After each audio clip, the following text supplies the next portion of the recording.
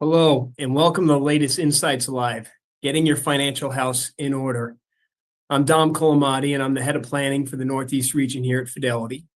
And today we'll be talking about getting the new year started on the right financial path and what are some easy steps to get habits in place for the year ahead. Before we get started, though, we all here at Fidelity want to express our thoughts and concerns for so many of you dealing with the tragedy of the wildfires in California. I know we all can't imagine what so many of you must be feeling and going through. Yet please know, if we can help alleviate any stress for those of you that have been impacted regarding your financial situation, our local teams are standing by and we are here for you.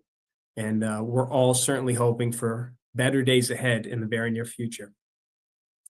Regarding our topic today, the first step of our planning process we always take is to start with a clear understanding of what is really most important to you. And from there, we take the opportunity to really build or help evolve your financial plan to make sure that your goals that you've told us about are being accounted for while we're also planning for the unexpected. And as many markets are at all-time highs right now, you're going to hear our encouragement to you to also make sure you're using that to your advantage by having a conversation with us to help you make more well-informed financial decisions. The reality is that we all are one life event away from needing real financial planning help. And as a friend reminded me just recently, he said, the best time to work on your roof for your house is when it's sunny, not on a rainy day. And I think the same applies to our financial houses as well. So before we get going, we do want to let you know that Fidelity does not give tax or legal advice, and nothing we discuss today should be interpreted as tax or legal advice. The information we're providing is going to be general in nature and may not apply to your exact situation. So if you have tax or legal questions about your situation, we encourage you to talk to your attorney or tax professional. With that said, we're excited to get started, and I'm very excited to introduce this amazing team of professionals from Fidelity who are with us today. So, team, I'll ask you to go around and introduce yourselves and maybe describe a little about your role at Fidelity and some of the perspectives you can bring to this discussion. And Jen, how about you kick us off? Thanks so much, Tom. It's a pleasure to be here. My name is Jen Selwood, and I arguably have the most fun job here at Fidelity because I get to meet with our clients daily in our Minnetonka, Minnesota Investor Center. My official title is Vice President Financial Consultant. I'm also a certified financial planner. I've been with Fidelity for the last 11 years, and I'm really grateful to be here today to share some things with you. Thanks, Jen. My name is Rich Martin, and I'm an estate and business planning attorney with the Fidelity Advanced Planning team. I have over 35 years of experience. Now, as mentioned earlier by Dom, Fidelity does not provide tax or legal advice, so my role is to educate clients about various estate and business planning strategies. We don't draft any documents, but are available to work with your attorneys and CPAs if you do decide to move forward with any of the concepts.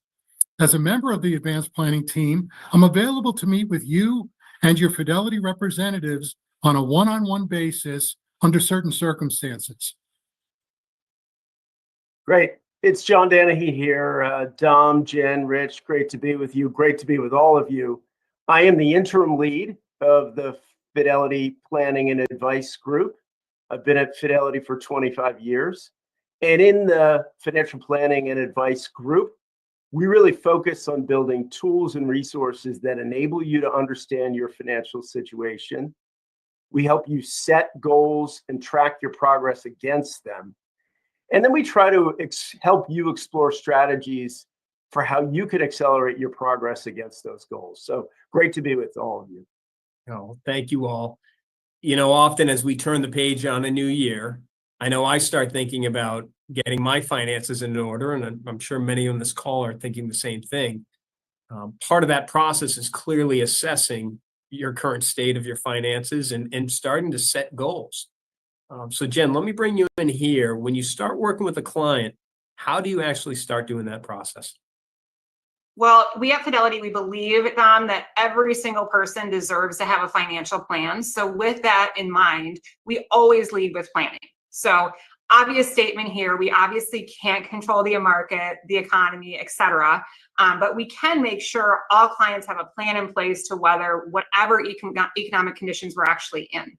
So it's really important when I start meeting with clients to understand their unique situation. And this starts with understanding what is absolutely truly important to them in regard to their financial goals. So very personal to whatever type of client I'm talking to. I'll give you a couple of examples of clients that I've worked with recently. I had an introduction appointment with a client earlier in the week. And the most important thing anytime I'm meeting with a client certainly is just to determine their specific goals. This particular client happens to be retiring in 2025.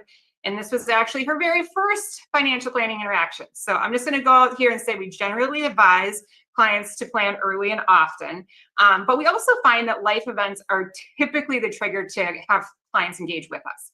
So this particular client was an amazing steward of her finances. So she was prepared with her expenses, income sources of retirement, had all of her statements from her outside assets, et cetera. So because she was so prepared, we were able to build that financial plan for her.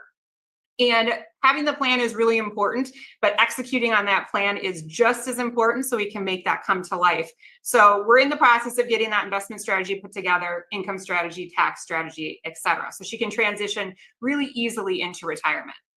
On the flip side, I met with another client that I've been working with for the past 10 years. And this was a married couple, successfully retired in 2024. This particular family, the husband took care of all of their financial needs, everything. The wife was very, very hands off. And unfortunately, her husband passed away very unexpectedly. So it was a shock because they just retired, all of those things. But because we had done that planning previously, she was able to come into the office. We reviewed certainly what her circumstances look like now. She did not want to do any of her own investing, so we took the reins for her. But I was very clear prior to this happening that this was going to be the plan should something unforeseen happen. So it freed her up really just to deal with the loss of her husband and not worry about the financial implications of that loss. So I give you these two examples just to reiterate the importance of planning really at any stage of your financial life. Because as we know, with a plan, we can obviously navigate when unexpected things happen in our life. Yeah, thank you, Jen. And just to pause there, I mean, I know those are some of the very worst moments that anyone can go through. And certainly there are many on this call dealing with that kind of grief or pain currently, and we're thinking of you. We all fully believe that good financial planning can help alleviate some of that anxiety, some of those cornerstone stressors in those moments. And to Jen's point, help people focus on healing. So I just would reaffirm we are ready to help wherever you are right now. John, let me transition to you. For clients who want to do some self-assessment to track their progress towards goals, what tools are available at Fidelity? Yeah, we've got a range of financial planning tools and resources. I would start with the Planning and Guidance Center. You can access it on fidelity.com. And this gives all of you the ability to set a retirement goal, to do some analysis around future retirement income projections, to track, as you said, your progress against that goal, and then to explore strategies to increase your likelihood to success. So a powerful tool that's available to all of you. We also have a very robust account aggregation capability. So the ability for all of you to bring together your existing Fidelity accounts with outside Fidelity accounts and really get an understanding of your entire financial picture. So your net worth, your debt, your budgeting, your spending, all those things you might want to monitor or enable through that aggregation capability. We've got a plan summary capability. You'll see it on fidelity.com and also in our mobile app. And this is the ability for customers to set goals, not just retirement, but maybe it's a college goal, maybe it's a large purchase, and to track those goals over time in a simple dashboard. And then we don't have enough time to go through all the tools. As you can imagine, we've got a broad ecosystem of tools and resources. Our performance and analysis experience will help you understand your portfolio, how it performs, how it's constructed. We've got college savings tools. We've got health savings tools. So a really broad range that all of you can take advantage of. Yeah, thanks, John. I mean, I'm smiling away here. I mean, there's just an incredible amount of resources on fidelity.com. And my father surprised me via text here, telling me that he's listening today. So I'll share freely with all of you that I did not want him to try figuring out fidelity.com by himself. And I believe that any loved one would benefit having a local team of professionals help them rather than be left on their own to try figuring out how to harness all that John's talking about for their unique situation. So just some great call outs by you. Thank you. Rich, I'd love to bring you in to get your perspective on goal setting. How do you work with clients to establish their goals for their legacies? Thanks, Dom. Well, first of all, everyone should have an estate plan to determine who receives your property and when. If you don't have a last will and testament, for example, state law, which is called intestacy, basically creates a plan for you that may not be as practical or tax effective as you would like it to be. For example, imagine an 18-year-old child or grandchild receiving a substantial sum of money with no guardrails or guidance. Estate planning fits into goal setting in a number of ways. Once you have established your retirement goals, you can determine whether your estate will exceed federal and state tax exemptions, and if you want to limit tax liability through the use of lifetime gifts. However, since life can present unanticipated changes to your plans, such as an untimely death, your estate legacy goals will also include a plan to make sure the assets and property passing to your heirs will have a positive rather than a negative impact on their lives. For example, will a child be able to handle the sudden inheritance of a large sum of money? Will that inheritance be subject to unexpected creditors or a divorce? What if the beneficiary has special needs or cannot manage the inheritance and makes unwise investment decisions? Now, charitable giving can also be an effective method of reducing a taxable estate, both during life or at death. All of these issues can be addressed in a very thoughtfully executed and planned estate plan. Thanks, Rich. I think you created a very powerful, compelling image right there, mental image of an 18-year-old child or grandchild that we might have in our lives with no guardrails on spending. So thanks for that call to action. When it comes to goals, most of our clients want to retire with confidence. Jen, we hear that so often. But a common question we get at this time of the year is, how do you know if you're saving enough? Jen, how do you help clients figure that out? This comes back to each unique individual plan and obviously looks different for everyone, because at the end of the day, it really comes down to how much your lifestyle costs. So as an example, I have clients with $1 million portfolio and they will never spend their money. So when they come in for their review, I have to encourage them to do so. So I always joke and say, if your financial advisor is telling you to spend more money, you've done something absolutely accurate. On the flip side of that, I have clients with multi-million-dollar portfolios who are going to risk of running out of money just based on how they spend. So that said, it's very important to just understand the different ways to save. So we'll keep it rather high level just for today's conversation. But when we think about saving for retirement, 401ks are obviously a very obvious place to start. At minimum, we want to encourage everybody to contribute at least what your company matches. That's assuming that you have a company match. This is free money, everybody. So we want to make sure you're taking advantage of that. That said, we would recommend maxing out your 401k if your plan allows you to do that. So I'm just going to go over some limits so you're clear on what that looks like. In 2025, the contribution limit for 401k is $23,500. And then you get perks for getting old in this space. So there are catch-up contributions at different ages. So at 50 plus, you can contribute an additional $7,500 to your 401k. And then between 60 and 63, you get the opportunity to contribute at $11,250 in addition to that baseline $23,500. Something else to consider too with your 401k is that oftentimes 401ks now have Roth contribution as an option.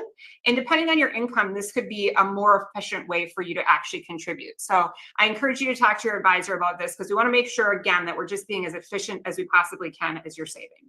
So if a 401k is not an option for you, or depending on your situation, there's also individual retirement accounts, or IRAs, and Roth IRAs. So contribution limits to these for 2025 are $7,000.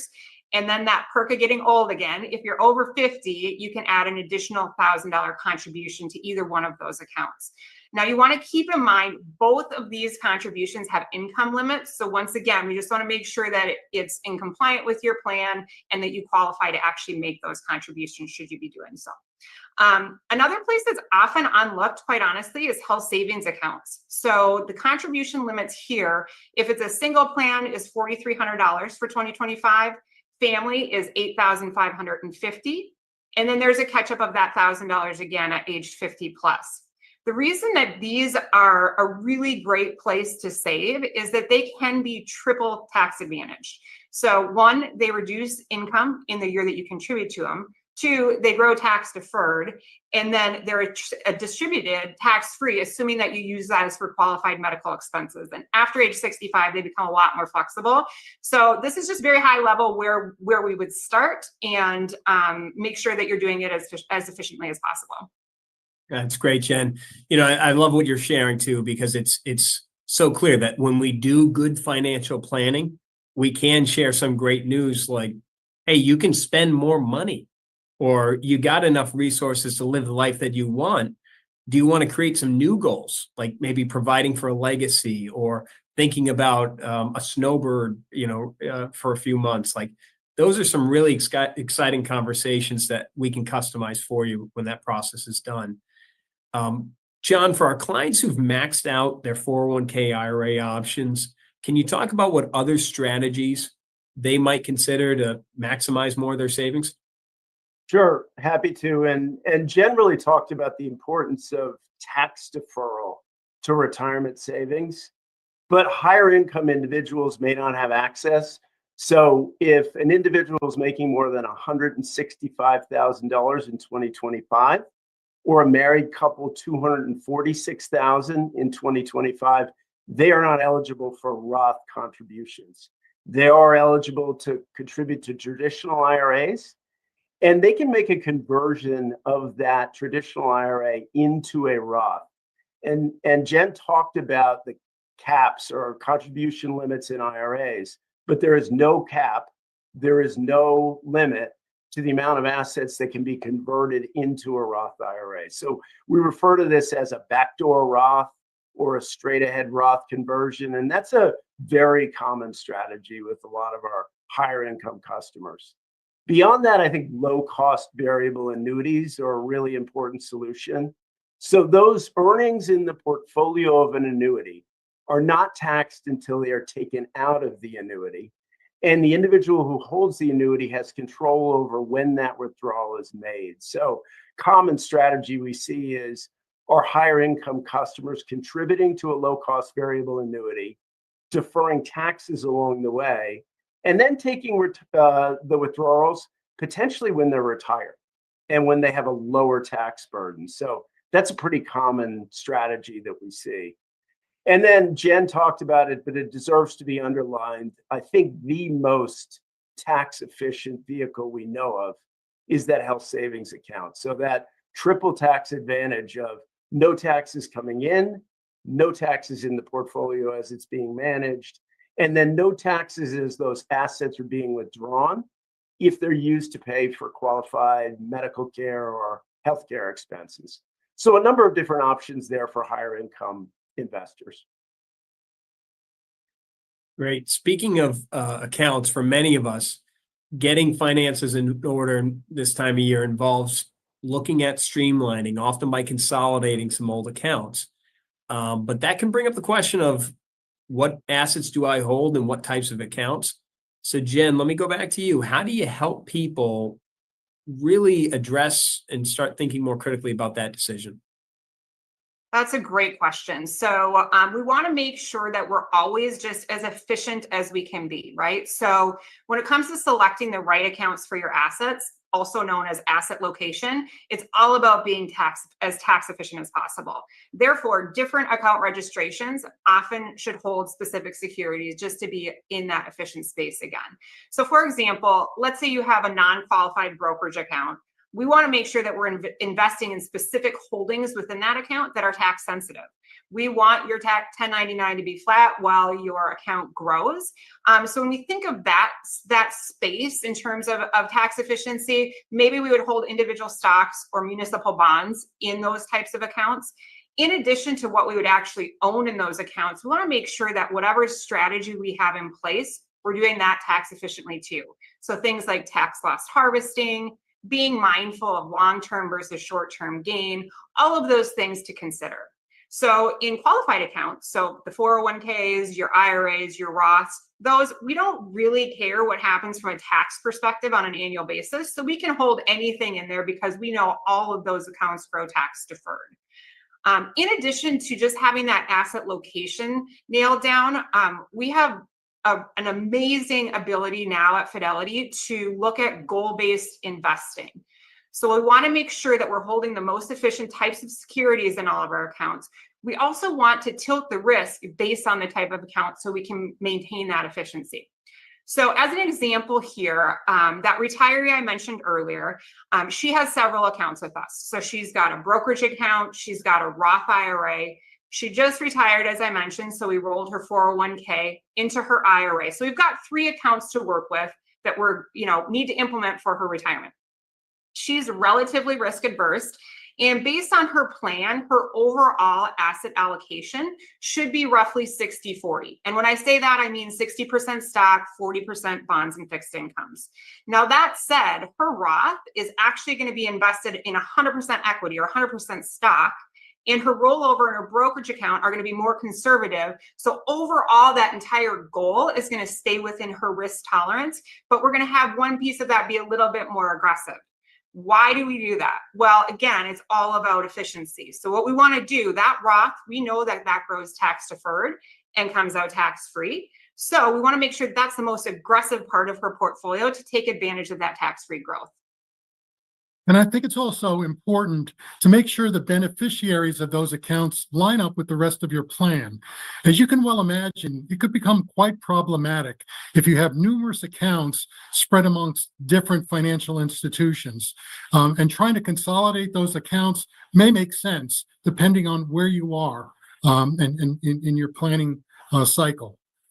Additionally, if you want to limit access to the accounts after you die, the beneficiary of those accounts may have to be some sort of entity, such as a trust or custodial account. This is especially important if your beneficiaries are under the age of 18 who are unable to use the assets until they attain that age. Additionally, if you want to make charitable gifts, you may consider passing some of your retirement assets to the charities, which will be able and the charities are then going to be able to accept the account without the imposition of an income tax. Yeah, and Rich, I think that's just a great point to just pause on, because that consolidation discussion, I think is I'd encourage everyone to try really evaluating, make an informed decision on not having all your eggs in one basket, but all your baskets in one barn. In the sense that if you think of that situation you just provided, if you have multiple different providers and sadly someone passes away, account owner passes away, your loved one's going to need to take a death certificate to 5 different financial providers. It's going to need to follow their procedures and policies to set up like registrations, and then try understanding how do these all fit together and work together. So starting to really think more critically about the value there is a worthwhile discussion for the new year. Let's switch gears to other subjects, though, that are on clients' minds right now. Jen, talk to us about what you're hearing the most in your seat from clients right now. Oh, if my office walls could speak. There are obviously a general theme of uncertainty as we enter into the new year. This is not all that uncommon as the calendar turns, but I would say, especially coming off of an election year, almost every single one of my clients wants to discuss the implication of the election, regardless of their political views. So, of course, they're clients that are excited about the change and are really optimistic and want to take advantage of that. On the other hand, I have clients that are potentially considering moving out of the United States and want to know the best way to handle international relocations. So you really get conversation on both sides of the fence. As with any administration change, there's questions about taxes and things that might happen based on the new administration. So that, I would say, the election is definitely top of mind for every single one of my clients. The other thing that we talk about a lot that's coming up is the all-time market highs. So we're very happy that we're in this space, but it's also creating a little bit of uncertainty for clients. So, for example, clients who have a lot of cash on the sidelines, they don't really know when to enter, when's the best time to get into the market. And then alternatively, those that have a lot of gains built up in their portfolio, again, which is wonderful, but maybe now we want to take some of that off and protect it a little bit more. So just looking at that all-time market high and really deciding what we want to do in that space. And then certainly, oh, go ahead, Dom. And no, I was just going to follow up with you on that, and just to dive in maybe a little more deeper on that uncertainty about a new administration and what might be some of the policy impacts. Anything more you want to share on that? No, I mean, I think we have to plan with what we know right now, but there's a lot of change that's potentially coming, and we're on top of that. We'll build it into plan as we know more, but yes, it's definitely uncertain, and we just want to support our clients and make sure that we're giving them up-to-date information as we have it. Great. And, too, as we enter a new year, things that we've already talked about, but just that feeling of uncertainty, not in a negative way, but just making sure that we've got things in order, right? So our contributions are set up.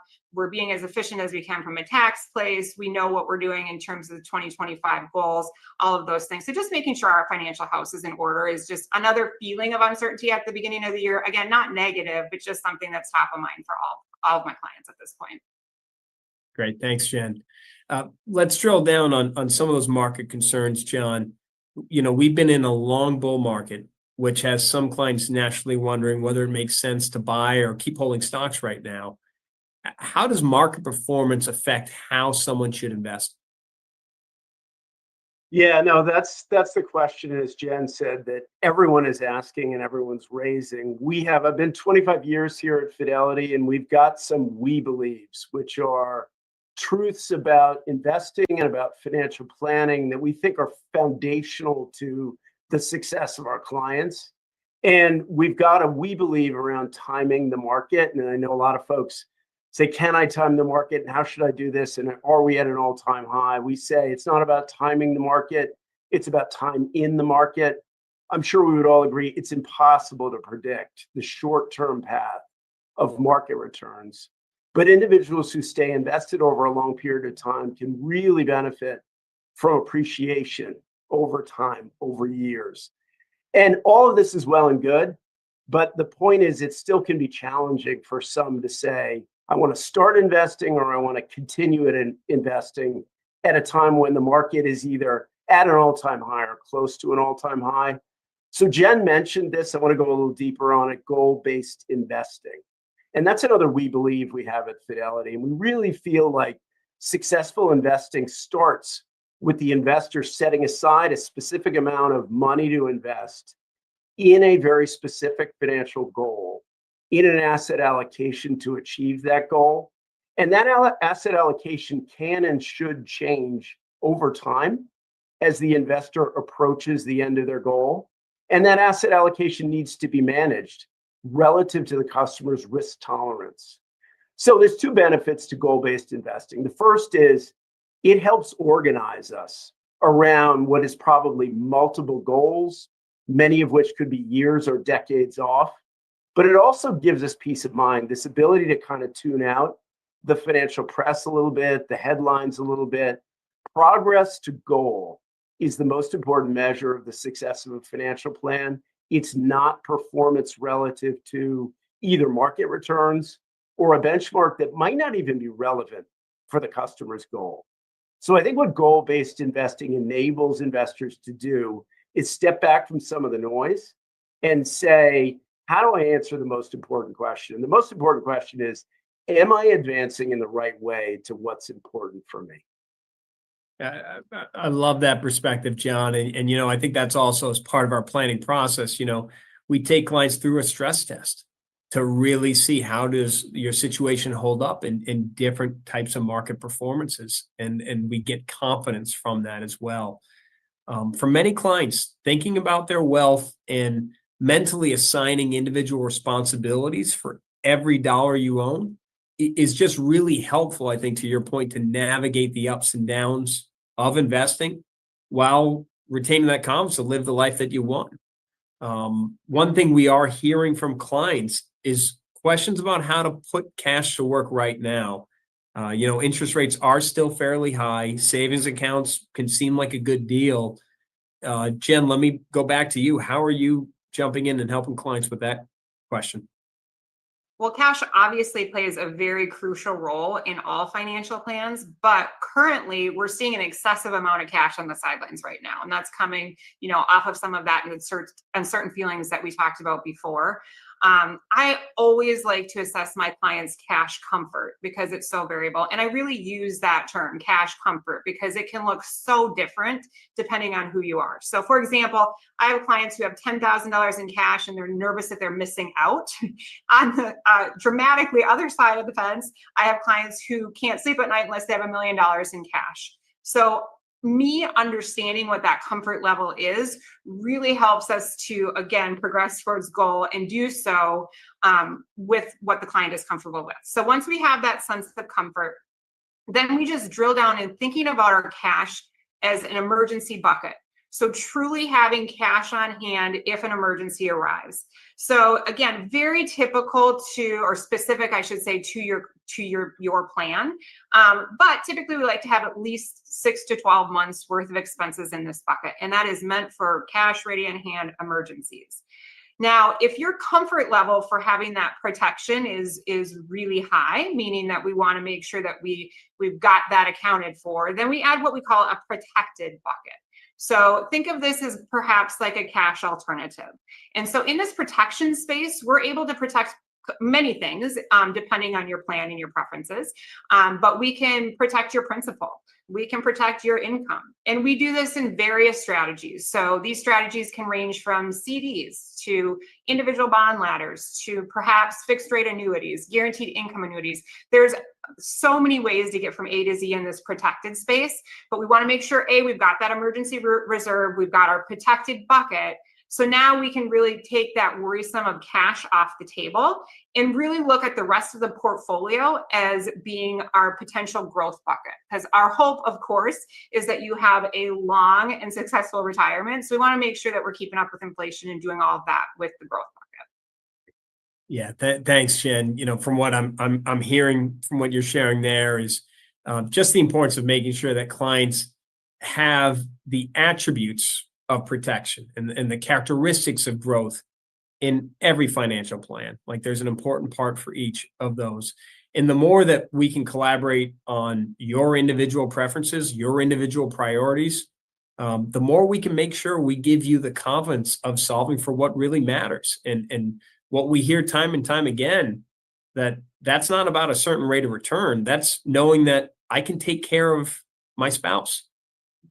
I can take that family trip that maybe I've been thinking about and holding off on, or I can have that freedom from worry. This is where that good financial planning can really help alleviate some of those cornerstone stressors and give you that real success in my mind. Let me transition. I did read in preparation for this that Fidelity's most recent financial resolution study talked about paying down debt as one of the top resolutions that was listed for this year. I think we all can agree that everyone should aim to pay down credit card debt ASAP, but there are other types of debt like mortgages that have the potential to increase wealth long term. So Jen, how do these types of debt factor into a financial plan? Can you talk to that? Absolutely. So when you're reviewing debt, we obviously want to just look at what kind of debt it is. So Dom, to your point, our suggestion is always going to be able, pay your credit card debt off as soon as possible. Do not carry balances on there if you can help it. The reason for that is that they typically have higher interest rates, so not to your advantage to carry balances on credit cards. Now, mortgages might not have that same consideration. So for example, if you have a mortgage at 3%, likely your money will work harder in the market, and therefore we might not suggest paying it off. I'm going to kick it over to Rich just to add a little bit more color to this in this space. Thanks, Jan. Yes, mortgages are going to be extremely important to the financial well-being of the family, but it can also have a substantial detrimental impact on the estate plan. For example, if a loan was made based on the income of one spouse, the other spouse may not be able to handle the payments. In fact, the death of that first spouse may be an event of default under the mortgage requiring an immediate repayment. Additionally, business owners may utilize lines of credit to maintain their businesses. Very, very common practice. A death may trigger a default, thus having a substantial negative impact on the continuation of the business. So Jen, I'm going to start with you here. Another critical part of what Rich is talking about is estate planning in regards to protection. When I think of what truly reassures my mom and dad, for example, it's not just having the right investment plan.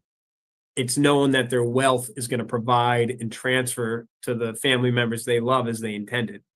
So for clients who haven't created an estate plan, how do they get started? Well, this is a wonderful opportunity we have at Fidelity, obviously, to partner with our advanced planning team like Rich, and I'm going to have him jump in here a second. But just thinking really high level and basic estate planning, I would say that there's 4 things that everybody should have accounted for.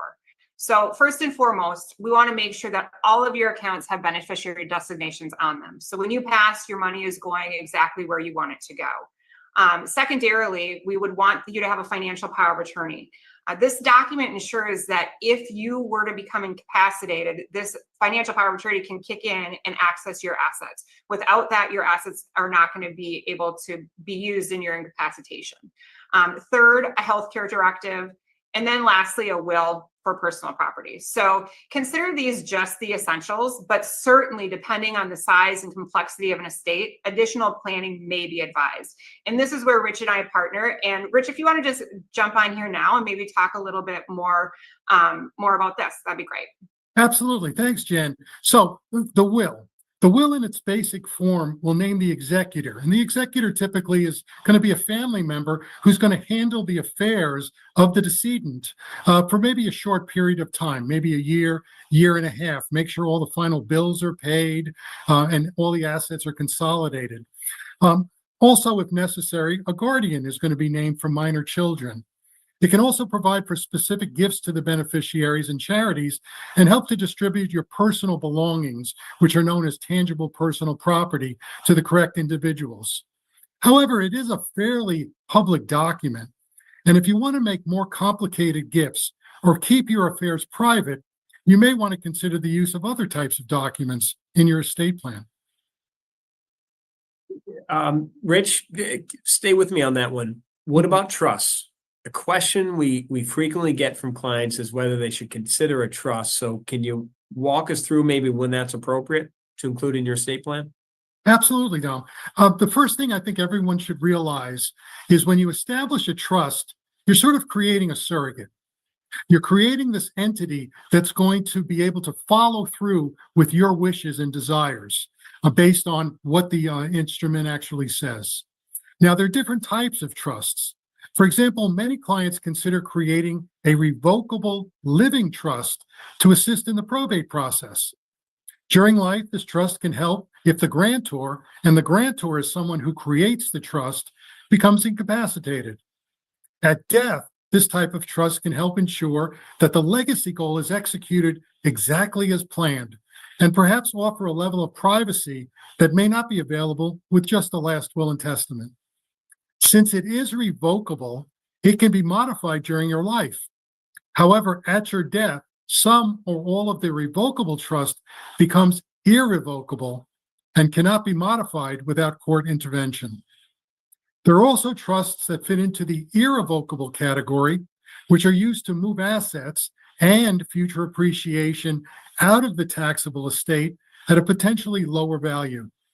These trusts cannot be changed once they're created. Now, other trusts are very specialized, for example, to offer a level of creditor protection or to preserve a family vacation residence for future generations. Thanks, Rich. I think this is one of our best kept secrets at Fidelity. So many of our clients don't know that we have estate lawyers like Rich available to do a complimentary review of your estate situation and give you that peace of mind that your accounts are in alignment with your priorities. As you can tell, it's a critical part of any financial plan that we can't overlook. So reach out to your team to get more information. But Jen, let me talk about another type of protection that is a key part of getting any financial house in order, and that's making sure you get the right kind of insurance in place. So how about a checklist on your side? Absolutely. So insurance needs vary, obviously, but it's important to really understand what you own and why. So again, back to your plan, very specific to each and every individual, but just some high level types of insurance. So life insurance, typically when we look at life insurance, we want to have an amount that would cover any outstanding debt that you might have should you have debt, loss of income if you are still working, and certainly end of life expenses.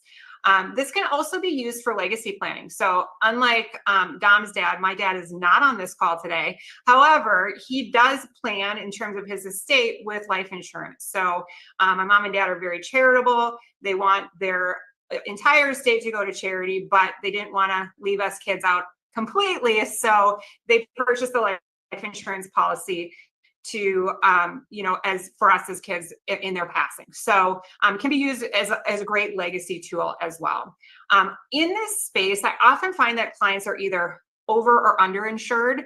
So it's really important that we review this in our annual reviews just to make sure you've got that right coverage for you in your plan. Another type of insurance, long-term care insurance.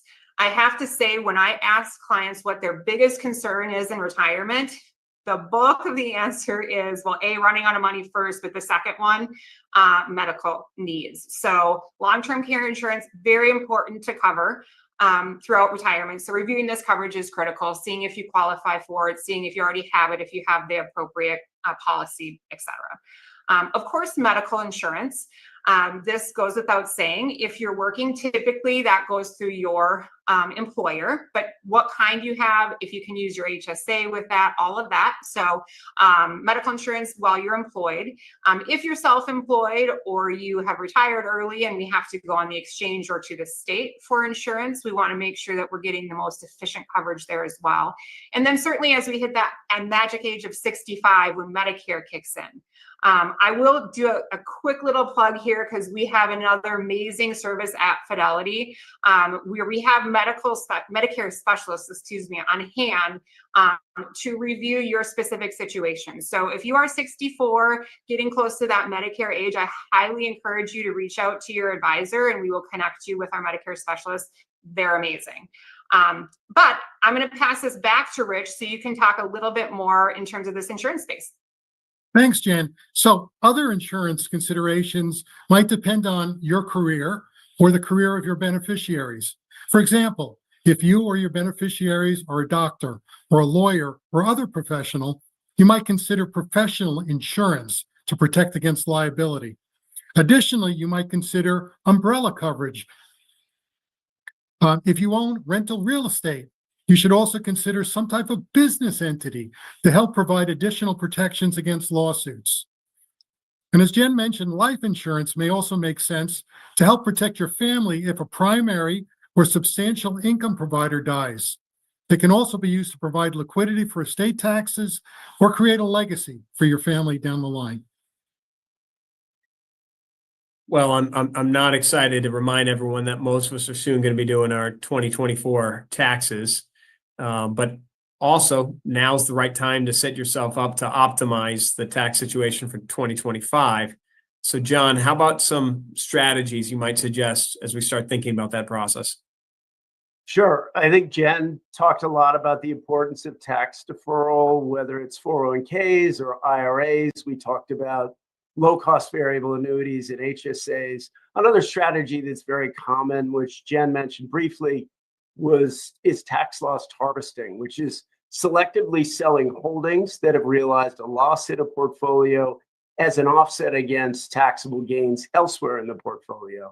And this is something that all customers can do themselves. We can also do this as part of our wealth management business, where we do tax loss harvesting and active tax optimization for our clients. Another big one that people think about a lot is charitable giving, year-end charitable giving. So that is either donations directly to a charity or through a charitable vehicle like a donor advised fund or a private foundation. And Rich, I know you've got a number of clients who utilize that strategy and could probably talk a little bit about that. Absolutely. Thanks, John. So in addition to feeling really good about helping charities and the people they benefit, effective charitable giving may also help to reduce income taxes during your life and any potential federal or state estate taxes that might be due at your death. For example, a charitable gift during your life to a charity or a donor advised fund may help reduce your income tax liability. Additionally, the value of a gift given to a charity at your death reduces the size of your taxable estate dollar for dollar. Additionally, certain trusts established during life, these are called so-called split interest trusts, may help reduce your income liability during your life and benefit a charity at your death. Thanks, Rich. Panelists, you've all given our viewers so much to think about. Before we sign off, could each of you share just what are your most important takeaways you want us to walk away with? And John, why don't I start with you?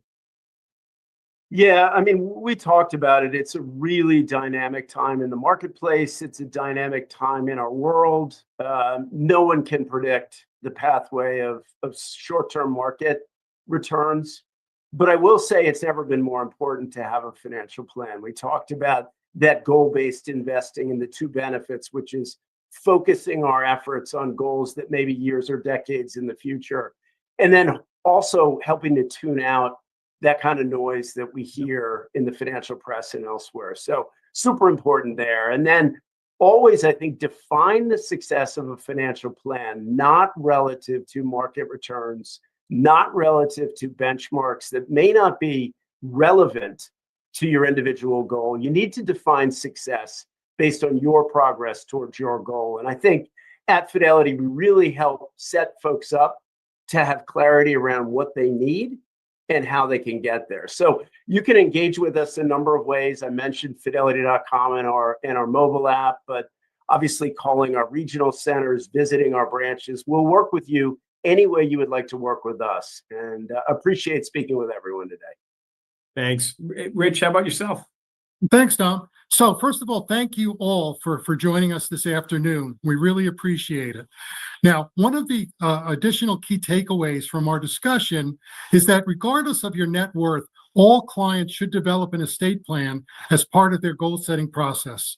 Your plan may include trusts, and some plans may need to consider more sophisticated strategies. Remember, federal and state tax laws can change, and even if you have an estate plan, it's a very good idea to have that plan reviewed every few years or upon a major life event, such as retirement, a divorce, death, marriage, or birth of a child or grandchild. Feel free to work with Fidelity representatives if you'd like to discuss estate planning strategies with the Fidelity Advanced Planning team. Thank you. Thanks. Jen? Well, I could probably just reiterate what Rich and John said so eloquently, but I will say it in my own words and just say, plan early and plan often. The peace of mind that comes from having a plan in place can mitigate so much uncertainty when it comes to markets, et cetera. And our mission here at Fidelity is to help more people. I'm going to repeat that one more time because we truly mean we want to help more people. So please contact us and let us know how we can help you in your financial journey. And thanks so much for taking time out of your busy day today. It was a pleasure to be here. Thank you. And I want to thank all of our panelists for such great insights on this topic. And we hope you, our viewers, are going to join us for part 2 of this Getting Your Financial House in Order on January 22nd, where we're going to take your questions live during a Ask Fidelity Anything series. As we shared earlier, now is always a good time to review your personal situation and to review that situation to get the new year started off on the right foot. Please reach out to your wealth management team or visit fidelity.com/wealth.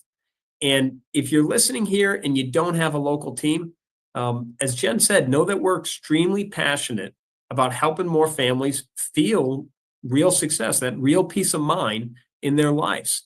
And simply put, the standard that we hold everyone to that works at Fidelity is to deliver the same experience that we would want for our loved ones to you. So we invite you to get to know us and make sure we are helping you get the most out of Fidelity for what your needs are. And you can call your local office today or visit fidelity.com, find any advisor. And for more information regarding timely market updates, insights on other financial planning topics, you can subscribe to Insights from Fidelity Wealth Management Service for exclusive invitations to future wealth management webinars. And you also get access to our weekly newsletter. So thank you again for joining us. Have a great day.